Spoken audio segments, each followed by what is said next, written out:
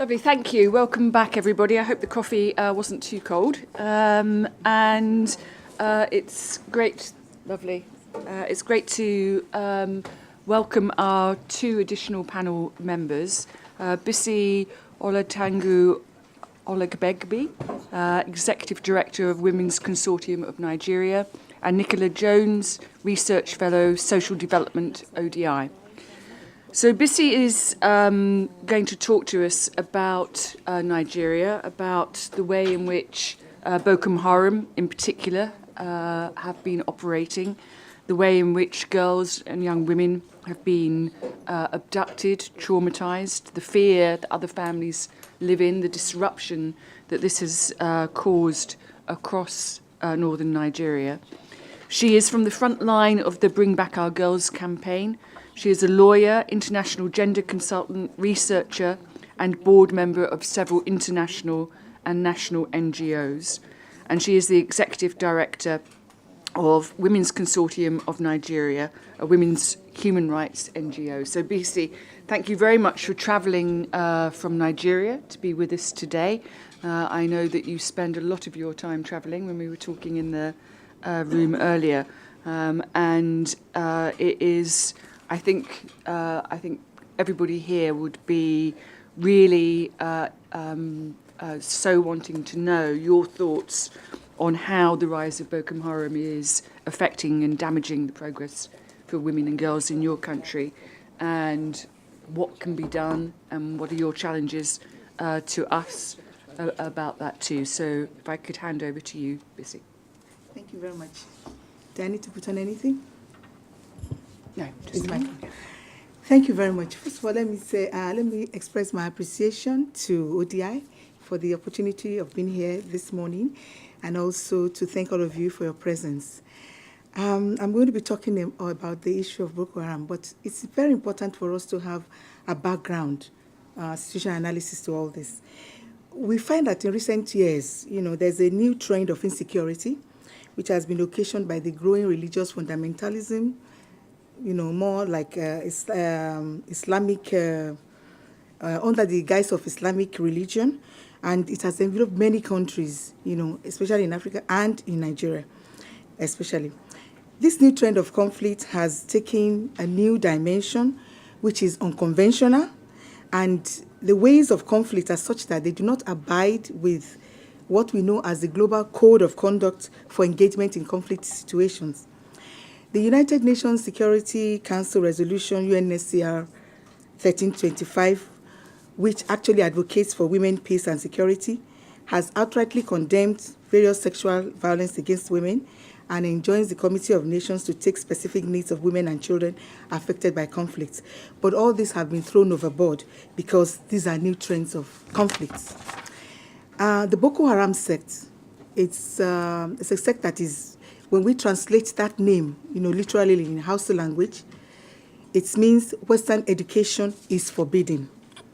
But the sect itself is otherwise known as Jama'atu al-His Sunnah Leader Wati Wal Jihad. It's an Islamic sect. It has effectively taken over since 2009 and wreaked a lot of havoc in Nigeria. This sect unleashed this terror, overrunning many villages, particularly in the northeastern part of Nigeria. Nigeria is divided into 6 zones. We have the northeast, northwest, north central, but the northeastern part of Nigeria is mostly affected, although sometimes these Boko Haram, go to other zones of the country.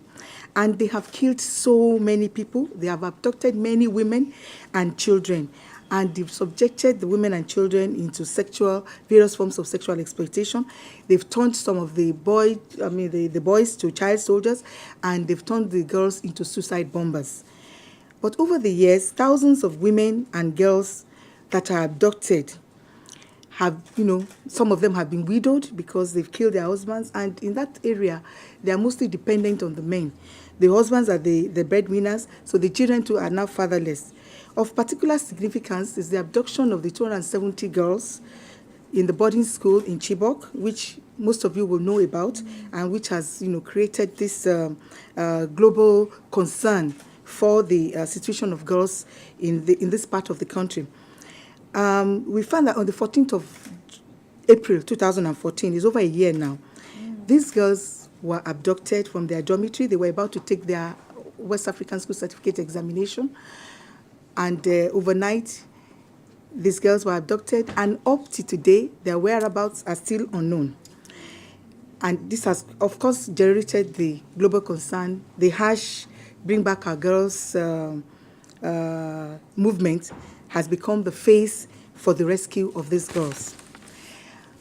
What has been the impact of these conflicts by Boko Haram?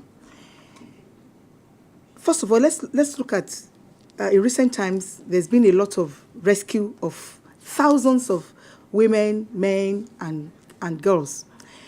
But amongst the women and girls that were rescued, 214 of them were found to be pregnant. And these girls are not part of the Chibok girls. The Chibok girls, we still don't know their whereabouts. So there's evidence that the women have suffered sexual exploitation. Within the 3 days after their rescue, 5 of them gave birth to babies.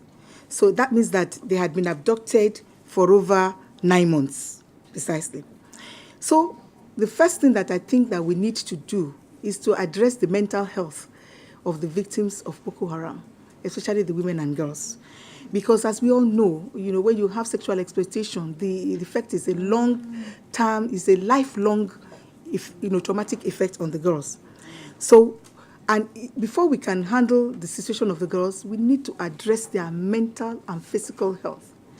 Otherwise, there's nothing for us to build on. The second major issue is the issue of education. Of course, when those girls were adopted, that means that their education has been truncated. And it's not only for those girls, parents of other children too are now reluctant to send their children to school. So the education now has been, there's a setback when it comes to girls' education, in Nigeria.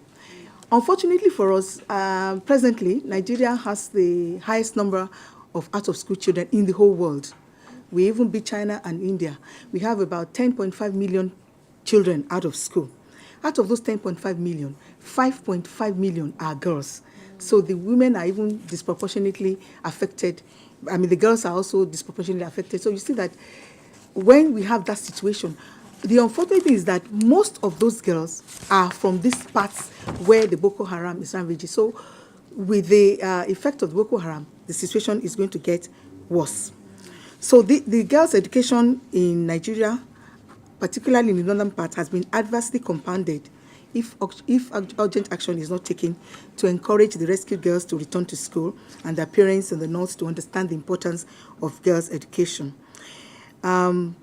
Because of the seriousness in education, I could recall that some time ago, the UN envoy on education, the former Prime Minister of the UK, Gordon Brown, had, was able to solicit for $250 million to plow into education, for Nigeria also to add $250 million. But right now, that money would not be anything to do, it will not be significant because the burden has now increased. The number of children who are going to be out of school has now really, really increased.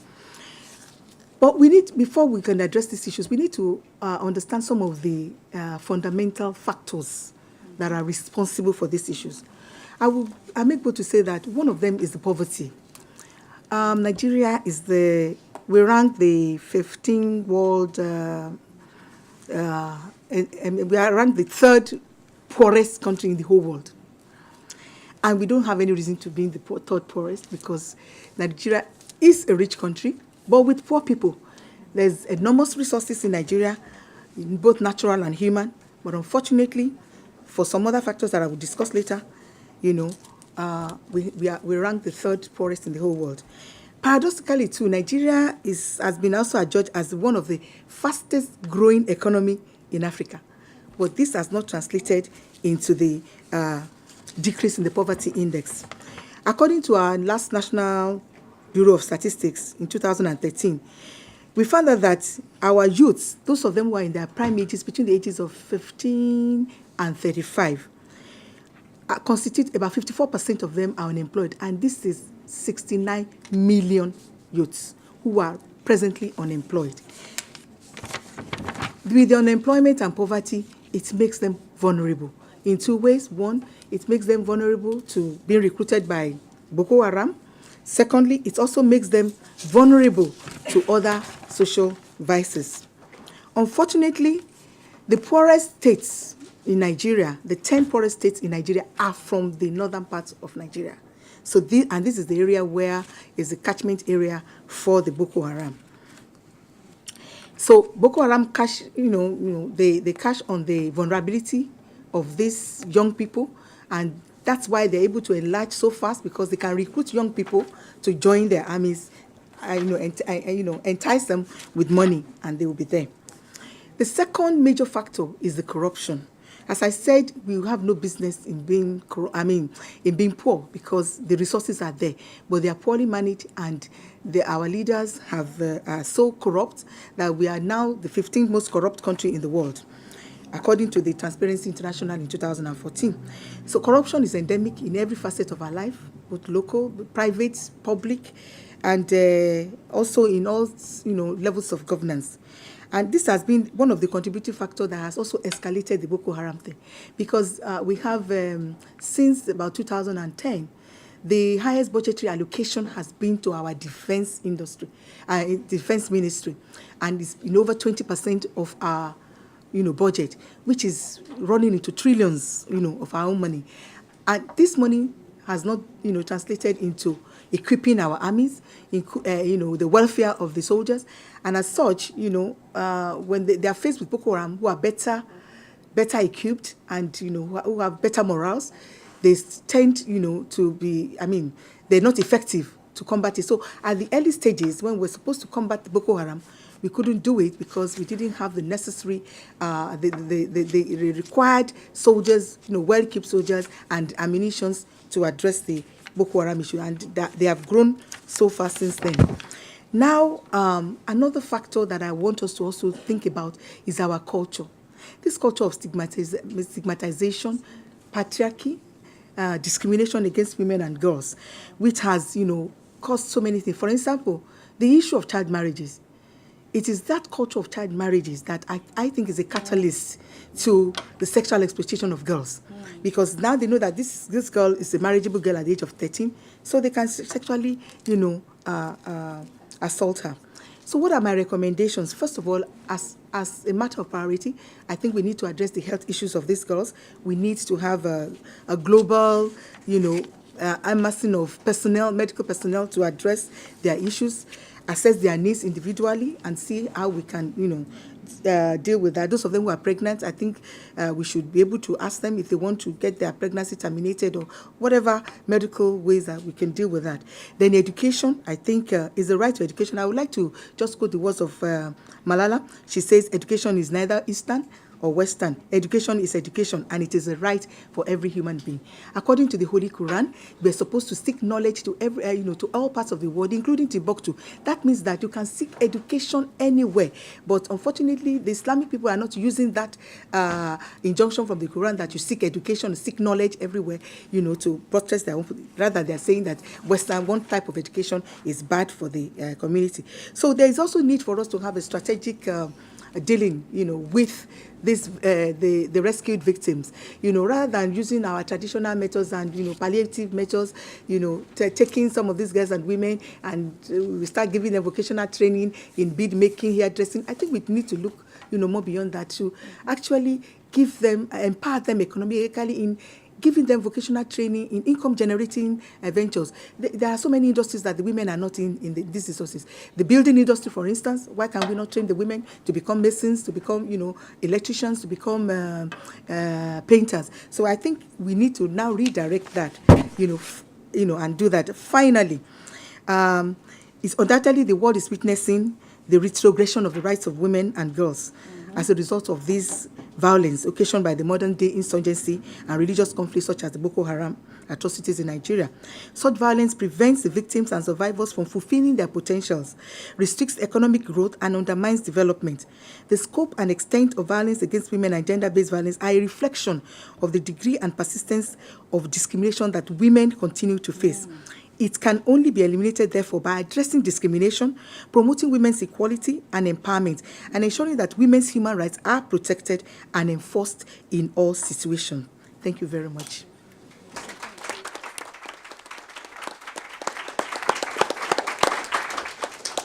Thank you very much, Bissy. And now I turn to Nicola. Nicola Jones has a PhD in political science and is a research fellow in the social development programme here at the ODI. She has a particular interest in social protection and social exclusion, as well as on the link between knowledge, policy and power. And Nicola is going to share with us the findings of some new research carried out in Ethiopia, which has revealed some gaps in our knowledge on the data of girls living on the margins of society. So, Nicola, look forward to what you have to say. Great. Thanks very much, Kate. So my presentation is going to engage with issues of girls' rights and picking up on some of the broader dimensions of fragility beyond extremism that Lakshmi touched on before the break. So the title of my presentation, Invisible Girls, stems from the fact that initially we didn't set out to research this cohort of girls. Our focus was actually on girls at risk of child marriage, an issue which is at long last receiving considerable global attention, and the ways in which such girls are being denied their rights to gender justice, including in education and bodily integrity. So since 2012, we at ODI have been doing a range of qualitative research on the gendered social norms that affect adolescent girls' life chances, including in northern Ethiopia, in Amhara and Tigray regional states. In Amhara region, we've been focusing on child marriage and the underpinning social norms, and this is an area where over 56% of all girls are married before their 18th birthday, many before their 15th birthday, according to the latest demographic and health survey data from 2011. So who then are these invisible girls that we're talking about within the Ethiopian context? Essentially, we're thinking about three key categories of girls. These are unpaid carers for parents, so-called contract wives, and adolescent domestic workers, whether they're working in Ethiopia or internationally, and especially as part of the so-called maid trade to the Middle East. All of these girls are all but neglected in the policy programming space in the country. So to give you a sense of the rights deprivations that these girls are facing, I'd like to give you a brief glimpse of the life stories of just 4 of these girls. So starting with Quiroz, she's an example of a girl who appears destined to remain her parents' unpaid carer without any independent life of her own. Age 14, she lives in northern Tigray and is the 5th daughter of 9 siblings. She's never been to school, despite the fact that she lives just a few hundred meters away from the local government office, who are, in theory at least, responsible for enforcing children's legal right to a primary education. Interestingly, too, it's not that her parents are desperately poor. They do have some land, they have 6 cattle and 2 donkeys, which is enough to get by on locally. Her older siblings are now married, and she's the oldest of the siblings left at home and is expected to stay at home to carry out a range of housework and care work tasks with no time for classes in the 2 hours travel it would take to go to the nearest primary school. Unlike her sisters, though, who are pressured to get married at her age or younger, her parents have never mentioned marriage to her, and she's surmised that it's not in their plans for her future, even though in her community, a girl older than 18 and certainly older than 20 is considered simply unmarriageable. So for years, she's been begging to go to school, but her parents always retort, "Who will look after us?" and especially as we're growing older. So the second case study I'd like to introduce to you is of Salalah, who's 16 years old from Quiroz district in Amhara region. And she was forced to drop out of school to get married twice, first when she was 14 and then when she was 15. Her first marriage lasted just a week, as her husband, who was also an unwilling participant in the marriage and an 8th grade student, didn't want to discontinue his schooling. So very quickly, her father then arranged a second marriage 3 months later, but this time as a contract wife, to accompany a farmer who wanted to travel to another state to work. So contract marriage is a growing phenomenon in this part of Ethiopia, according to justice officials that we talked to. So these wives are expected to support their husbands in agricultural labor, also with domestic work, and then to satisfy their sexual needs.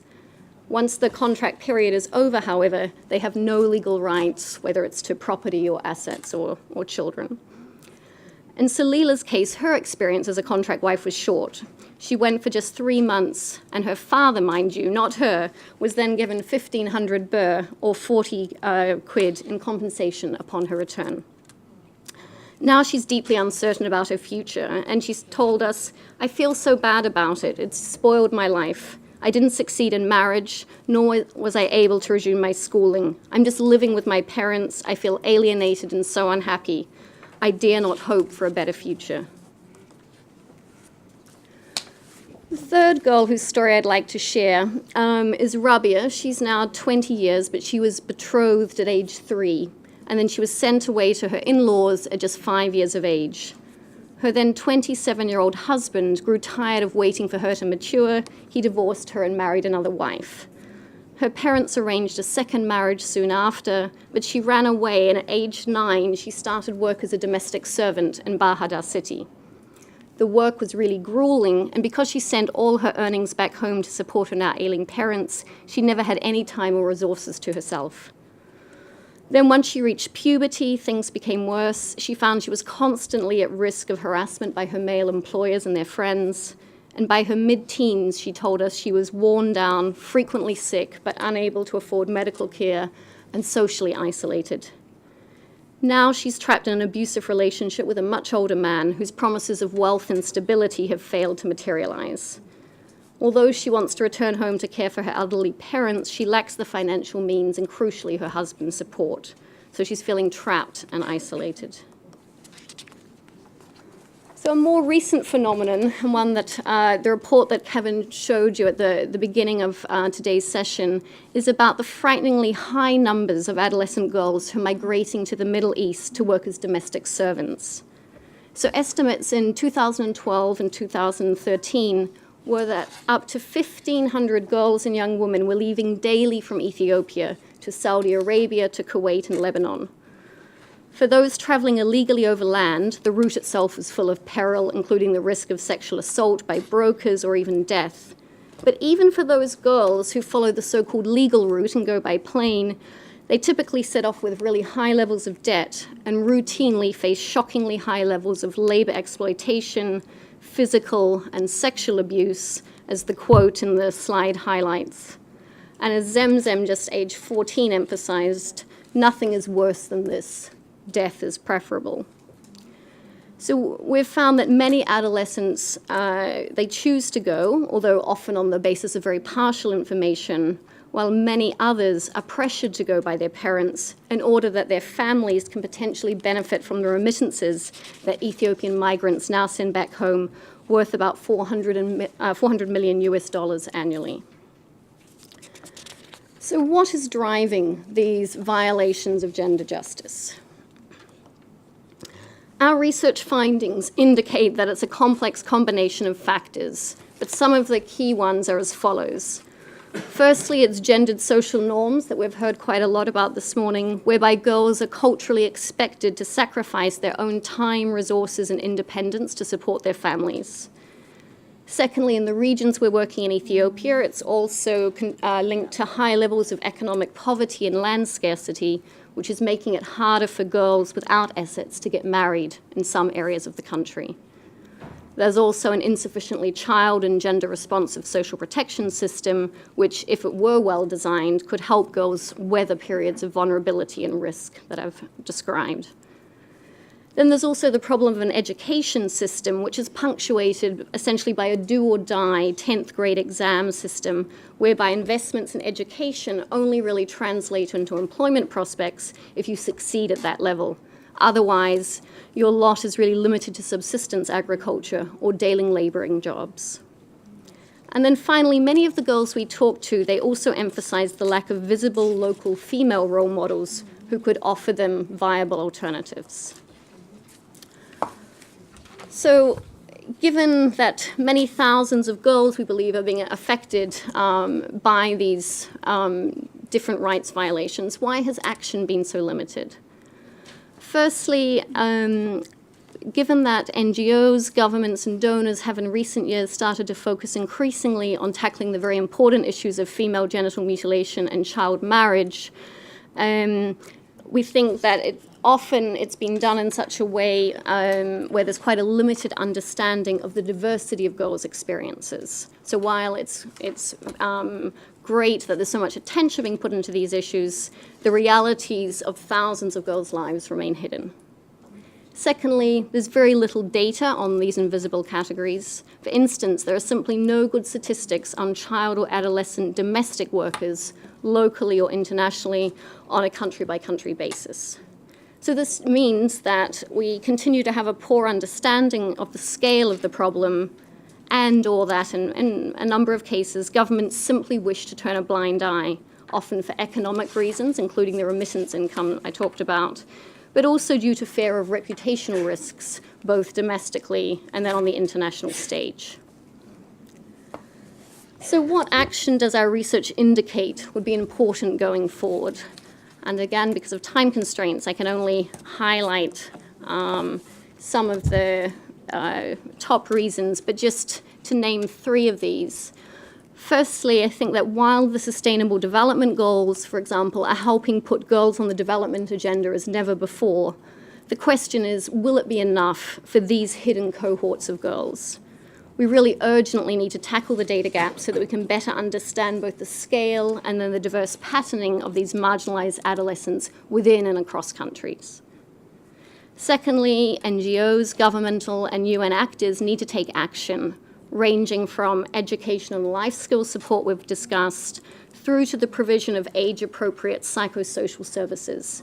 So as Bisi highlighted in the case of Nigeria, there's no psychosocial support for returned girls who've been kidnapped, but similarly, girls who've had devastating experiences of exploitation, physical and sexual in Ethiopia, when they return, there simply isn't any psychosocial support. They're devoid of support. They also face the same types of stigmatization because of the sexual abuse. And so all of these programs need to be developed at scale and not just in very small pilot programs that we see, for example, for domestic workers having a chance to be reintegrated.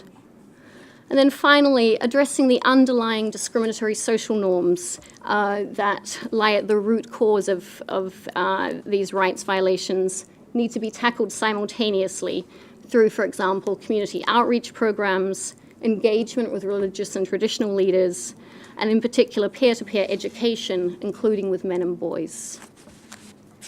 And so for more on this research, you can find it here on our webpage. Thanks very much.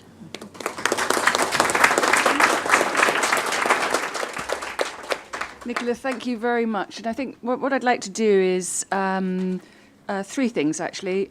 Bring in one of our online questions, which I'd like to put to Dr. Ebadi. Then come back to Ms. Puri with some comments from this morning's questions. And then I'll open up for another set of questions. And we've got until 12:30, so plenty of time, I hope, to do that. So one of the online questions that I'd like to put to Dr. Ebadi, I think it kind of takes us back to your keynote talk this morning, and it's from Nisreen Alwan, Associate Professor of Public Health at Southampton University, and she asks Dr. Ebadi, how do we in practice tackle the obstacle that women living under fundamental and extremist religious ideology believe themselves to deserve such kind of unequal treatment, that God wants them to submit to oppression in order to maintain their relationship with him?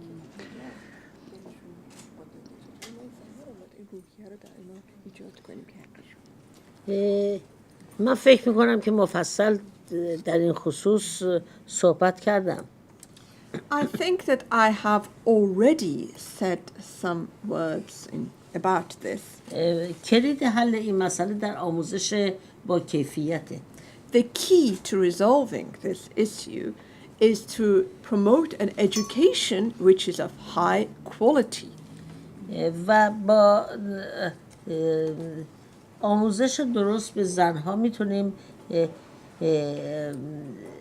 راه رو بهشون نشون بدیم و اون اعتماد به نفس رو به اونا برگردونیم. It is with this correct and good education that we can show these women what the right way is and to instill the much needed confidence in these women. گروه های بنیادگرای اسلامی معمولاً با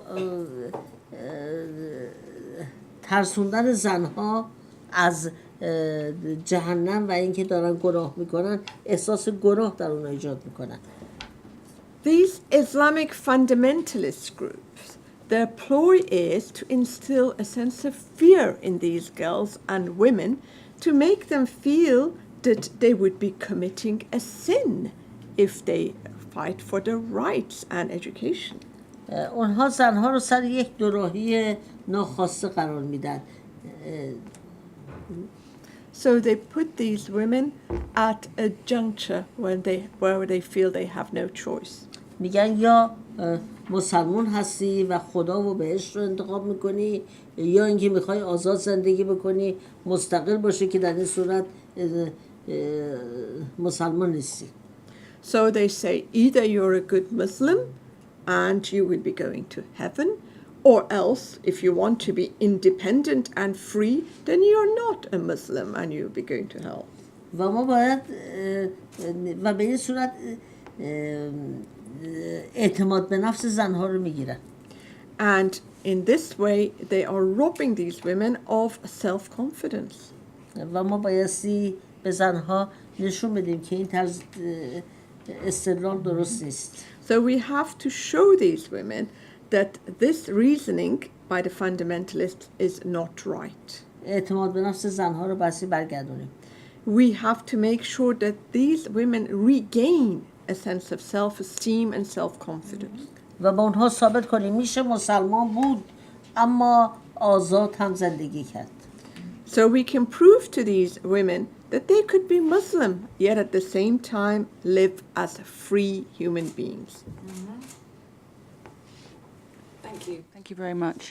And then turning to Ms. Puri, the questions this morning, I think there were ones that were looking at the role of UN women in terms of peace building and some issues about conditionality of aid, and it would be interesting to get comments on those questions in particular. Thank you. If you will permit me, first of all, to also refer to this larger question, I think that was asked, linked to conditionality of, or I wouldn't put it as conditionality, but how can aid be a means of supporting the transformation of social norms that are positive towards gender equality and women's empowerment, that are also about changing discriminatory practices, that are also about changing and ending gender stereotypes. I would like to give some examples, particularly EU-supported program. We have a very important program that the European Union is supporting us on in the Middle East, in the Arab region. It's a regional program, and it has several dimensions because transforming social norms is a complex and sometimes time-consuming process, as was mentioned as well by Shirin. And so we are looking at, and whether it is when you are looking at child marriage, when you are looking at FGM, when you are looking at harmful traditional practices, or when you are looking at religious interpretations which are deliberately discriminatory to women and perpetuate gender injustice, then we need to have a multi-pronged strategy. One is, how can federal laws, how can national laws be changed? How can that drive and force and be a force for change, that can criminalize certain discriminatory practices and attitudes. So that is one part of it. Laws, policies, what can be the special measures that can be taken. So that is one part of it. The second part of it is, I entirely agree with Shirin, it is about education. And education in colleges, schools, and when she talks about quality, what it is the gender equality and women's empowerment related education for both boys and girls, right from the point where they are in kindergarten. That's when it must start, from early childhood. So I think the education, and to have education modules, to change the role models, about women being in kitchens and fathers bringing the bread home. I mean, that kind of, traditional role models have to be changed. And that's being done in many countries. But this is all part of the advocacy that must be, the education part of the advocacy that must be done. And then, of course, a very active social mobilization, building up a women's movement. During the Arab Spring, particularly in Egypt, UN Women mobilized 500 civil society organizations, and that was also with the support of the European Union. So to drive a movement for women's rights, and they presented, they gathered 500,000 signatures, and they presented their Bill of Rights. So this whole thing about social mobilization is a very important part that needs to be supported. It's not like giving bed nets or polio vaccines, but it is a vaccine against, if I may put it, extremism and also denial of rights of women. And then the other aspect is, of course, empowering women, as you rightly said, Shirin, giving them, educating them, even otherwise, so that we can have a value chain from education to economic empowerment. But this brings me also to the other part of our program in the Arab countries, and that is changing the men and boys, the attitude of men and boys. And this program particularly addresses men and boys. And men and boys in positions of power, traditional leaders, including the ulema, including the religious leaders and traditional leaders, including the media, reaching out to political leaders and political parties. So this whole spectrum of the power structure where men and where patriarchy resides has to be transformed. So that is also part of, and that is the kind of innovative programming which I would strongly encourage, the developed countries and aid agencies to support, because that's where the real value lies in transforming norms. And I think this is a commitment which came through in the Commission on Status of Women, when a political declaration was adopted, and states, all member states, have committed to transform social norms. That's one. And the other question that was asked is, what are we doing in women, peace, and security?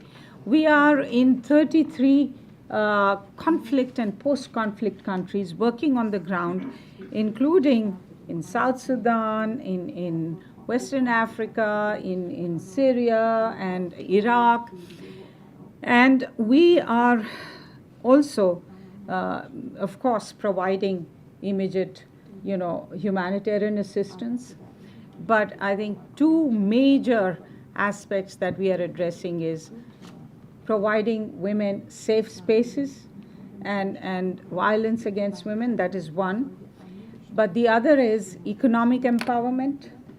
And where there are, peace movements being built, where there are peace processes being fostered, we support women's movements to come together, to engage to have a voice and participation and leadership in peacemaking, as well as be part of the state building, be part of the economy building and society building in post-conflict countries. So that's the kind of work that we are doing in these and other countries.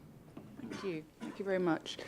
So now I'm going to open it up again for more questions. I'll take 4. If you could introduce yourself, your name, your organisation, if you have one.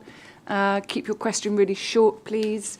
And if you're aiming it at a particular member of the panel, please do that. So I saw somebody over here who came to see me during the break with a question. Can you put your hand up, please?